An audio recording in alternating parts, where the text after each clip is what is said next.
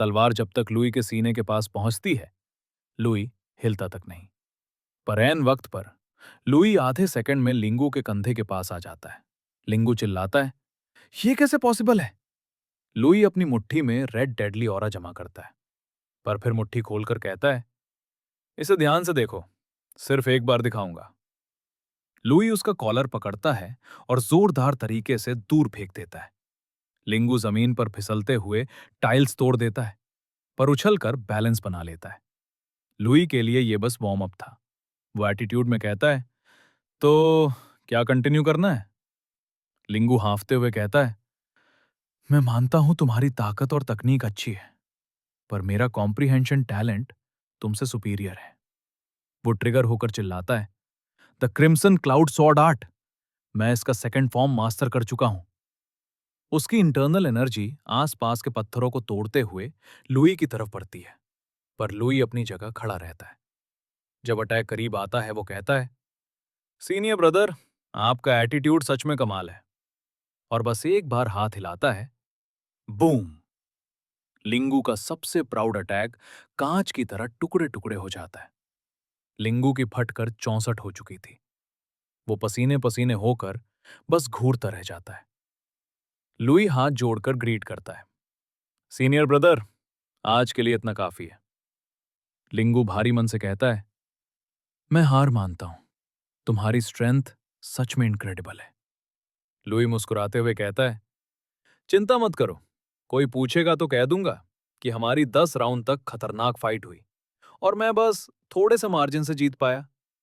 लिंगू हंस पड़ता है, लुई, तुम अच्छे बंदे हो, फिर मिलते हैं। तभी अचानक वहां चूलिंग उड़ते हुए आती है और कहती है, लुई, तुम फाइनली बाहर आ गए। लिंगू सोचता है, क्या बैलिंग पीक पर इतनी सारी सुंदर लड़कियां हैं? पर लुई चूलिंग की तरफ देखता तक नहीं। वो सीधे नई नवेली दुल्हन की तरह घर के अंदर घुसता है और धड़ाम से दरवाजा बंद कर लेता है। चूलिंग भागकर दरवाजे के पास घुटनों पर बैठ जाती है और रोते हुए चिल्लाती है, सीनियर ब्रदर, आपने दोबारा दरवाजा क्यों बंद कर लिया? लिंगू चूलिंग के पास आता है और ज्ञान झाड़ते हुए कहता है, लड़की, दुनिया में बहुत हैंडसम बंदे हैं। जब उसने तुझे देखने से मना कर दिया, तो तू एक ही पेड़ से क्यों लटकी है? आसपास देख, मुझसे बेहतर मिल जाएगा। पर चूलिंग उसे पूरी तरह इग्नोर कर देती है।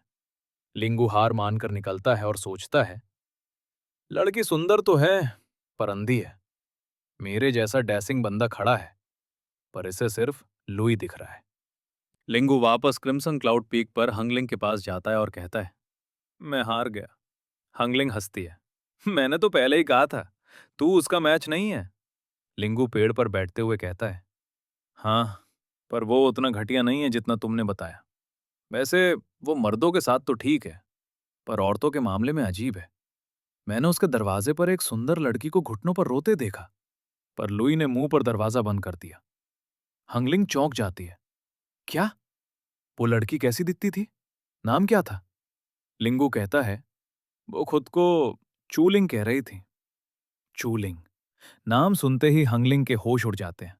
वो परेशान होकर ग्राउंड में गोल गोल घूमने लगती है। क्या? चूलिंग वापस आ गई? कैसे? उसका चेहरा लाल होने लगता है।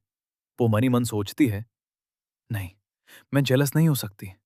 मैं और वो भी लुई के लिए इम्पॉसिबल। लिंगू ये देखकर अपनी बची कुची हिम्मत जुटाता है और तलवार तान कर खड़ा हो जाता है। जूनियर सिस्टर, मैंने वादा पूरा किया, अब हमारी स्पारिंग की बारी है। हंगलिंग चिढ़कर कहती है, पर तू तो हार गया ना? लिंगू अटैक करते हुए चिल्लाता है, इससे फर्क नहीं पड़ता। मैं तुम्हारे लिए लड़ने गया था, तुम्हें रिस्पॉन्सिबिलिटी लेनी होगी। हंगलिंग को भी गुस्सा आ जाता है। वो अपनी लाल आंखों के साथ चिल्लाती है, ठीक है, तो आज तुझे मौत का मजा चखाती हूं। याद रखना, मैं लुई जितनी दयावान नहीं हूं। अगले 20 मिनट तक पहाड़ के पीछे से लिंगू की चीखें गूंजती रहीं। आह! जूनियर सिस्टर, थोड़ा आराम से। 1 घंटे बाद लिंगू की ऐसी हालत हो चुकी थी कि उसकी मां भी उसे पहचान नहीं पाती। हंगलिंग एटीट्यूड में तलवार पीछे करती है, अब से मेरी ट्रेनिंग में दखल मत देना, दफा हो जा। लिंगू रोते हुए सोचता है, क्या इस पीक पर सब मॉन्स्टर हैं? मैं वापस आऊंगा। पर हंगलिंग का ध्यान उस पर नहीं था। वो अपनी इंटरनल एनर्जी एक्टिवेट करती है और कंसाइनमेंट की पनिशमेंट को बाहर में भेजकर सीधे उड़ते हुए बेलिंग पीक की तरफ निकल पड़ती है। मुझे खुद जाकर देखना होगा।